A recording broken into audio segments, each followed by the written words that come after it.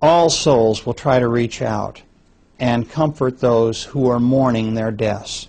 They will try to reach into their minds and soothe them in various ways and give them through thought, powerful thought messages, the understanding that they're still alive. Sometimes it's hard because, of course, when we're undergoing this kind of grief, you can imagine that we're so overcome with grief that we might shut down in terms of these messages. So these souls might not be able to reach their loved ones for perhaps days or weeks or months later.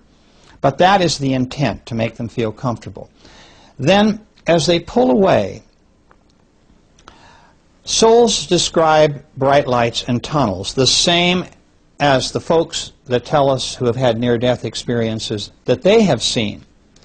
Now, let me explain something I think is really important. We've heard a lot about people seeing religious figures who have undergone near-death experience. I find no case in all of the cases that I've had over all of the years that I've been working with people through their death experiences who have ever seen a religious figure.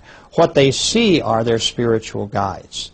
These are those loving beings who are their teachers, who come to them at the moment of death to guide them into the spirit world.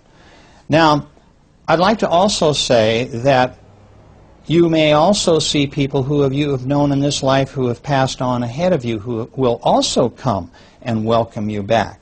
And this, too, is a very wonderful experience. For instance, people will see their mothers, for example, or a best friend who may have died in front of them, or a brother or sister, this sort of thing.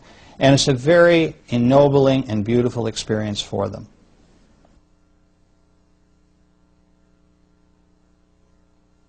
When a person who has just died sees their spirit guide or friends and relatives who they've known before, or soulmates, they usually see a projection of a face that is familiar to them.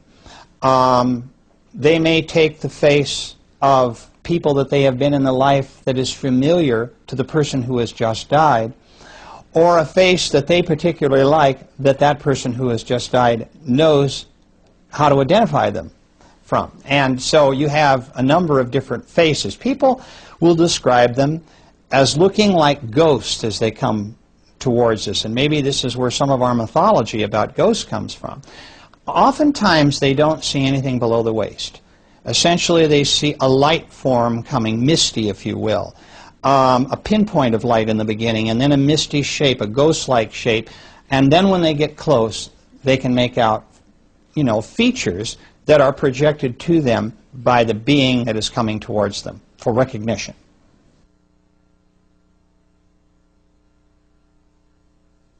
No one that I have ever put in hypnosis has ever seen any demonic figures or hell of any kind. We have heard this from some people who have had near-death experiences, not many, a few. My feeling of that is that those folks who claim that they could hear screaming, demons dragging them before a tribunal of some kind for a judgment and so forth, and all these things that are very religious in overtones in terms of fostering fear, are simply not in the minds of my clients. When someone with a near-death experience says that they thought that's what they experienced, my feeling is that their conscious mind is coming into this in terms of preconditioning. Because remember, these people are not in hypnosis. They've just been hit by a car, or they're on an operating table bleeding to death.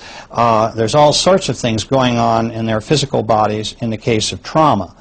And so what has happened here, in my view, is that their conscious mind is on overload, and all of those fears and anxieties that they have had in their walking around state about life after death is coming back to haunt them. They are not describing what really exists in terms of being taken in front of demons and being punished and so forth. Their bright lights and tunnels are real, but when they start getting into a lot of the things that concern them in terms of their conscious fears, I suspect preconditioning. My clients tell me that the spirit world is a place of love, forgiveness, and kindness.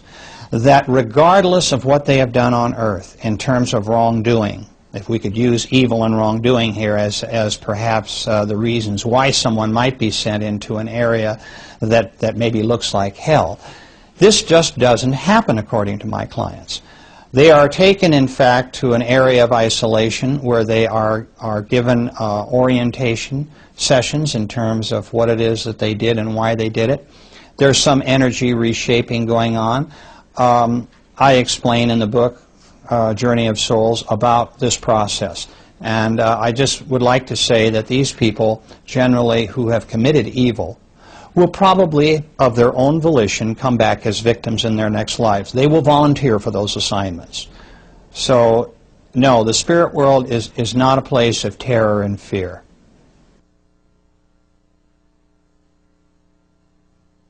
Let me describe to you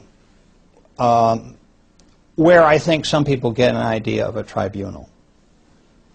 And this might be filtering down through their subconscious mind. We do go before a council of what I call elders, wise beings. They've been called the old ones, the sacred ones. There's lots of different names. These are very advanced beings who review the life just lived. Our guides do this. Our guides do this when we first cross over. They talk to us in the privacy of a very quiet setting. And so we can kind of unwind and get re-energized. And then we usually go into our home, if you will, our place in the spirit world where we belong. And we can talk about that in a few minutes. But what I'd like to tell you now is the tribunals concept that I hear a lot about. People worried that they might be hauled in front of demonic judges and made to account for all their sins. These wise beings are more advanced teachers. They rank, if you will, even above our guides in terms of knowledge, understanding, and experience. What generally I find happens is that our guides accompany us to a very quiet, serene area where these beings will talk to us. Now, I'd like to point out that I have had clients who have had only 3 of these elders in front of them, and some as many as 10 or 12. It really depends on the individual, what spirit group they're located in terms of how advanced they are, and so forth. These beings will question them in a very gentle way about how you, as the person who has just died, conducted your last life, and how you feel about how well you did, or where you had failings and where there were shortcomings, and they would also like to talk to you about your successes. So it's a very gentle process, and it's one that everyone experiences between lives, after every life. And sometimes people will go before them again before their next life in order to review the life to come. But essentially what they are very wise, understanding beings who will really review with us where we made our mistakes and how we can do better in our next life. This idea of very old souls and very young souls can be confusing.